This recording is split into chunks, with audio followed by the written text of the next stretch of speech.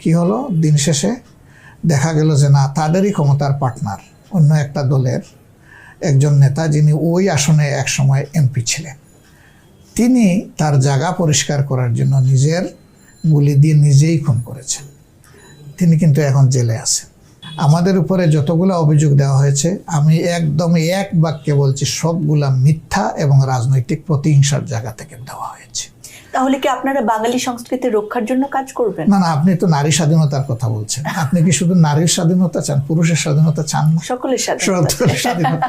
আমরা এই রাষ্ট্রের জনগণের স্বাধীনতা চাই। একদম। আমার নারীদেরকে আমরা কিভাবে দেখি? নারীদেরকে মা হিসাবে দেখি, আমার সহোদরা বোন হিসাবে দেখি, এবং আমার ঔরসজাত সন্তান হিসাবে আমরা দেখার, এর বাইরে কোনো কিছু হিসাবে আমরা দেখতে চাই না। তো আমি আমার মায়ের সম্মান দিব না, তাইলে আমি এই মায়ের সন্তান হলাম কেমন করে? আমার বোনটাকে ভালোবাসা, শ্রদ্ধা সম্মানটা কেমন? প্রচন্ড সম্মান। সেই সম্মানের জায়গায় এখন মনে করেন নারীরা বিভিন্ন কর্মক্ষেত্রে তারা বিভিন্নভাবে বিভিন্ন পরিস্থিতির শিকার হন। আলহামদুলিল্লাহ, যদি কোরআনের ভিত্তিতে একটা দেশ হয়, তারা সকল জায়গায় যোগ্যতার ভিত্তিতে অবদান রাখবেন, চরম ইজ্জত এবং নিরাপত্তা নিয়ে রাখবেন ইনশাআল্লাহ। তাদের দিকে খারাপভাবে চোখ তুলে তাকানোর কেউ সাহস করবে না।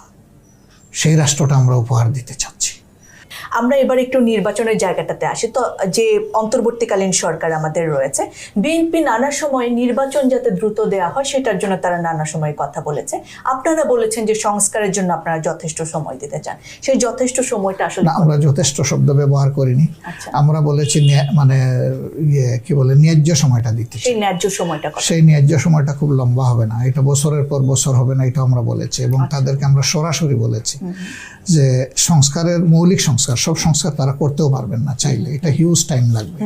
মৌলিক সংস্কারগুলা করে জাস্ট ইলেকশনের জন্য যে লেভেল প্লেইং ফিল্ডটা দরকার, এবং জনগণ নিরাপত্তার সাথে, স্বস্তির সাথে তার ভোটের আমানত তার পছন্দ মতো যাতে প্রয়োগ করতে পারে, এই পরিবেশ নিশ্চিত করার জন্য যেটুকু সংস্কার দরকার ওইটা আপনারা করেন।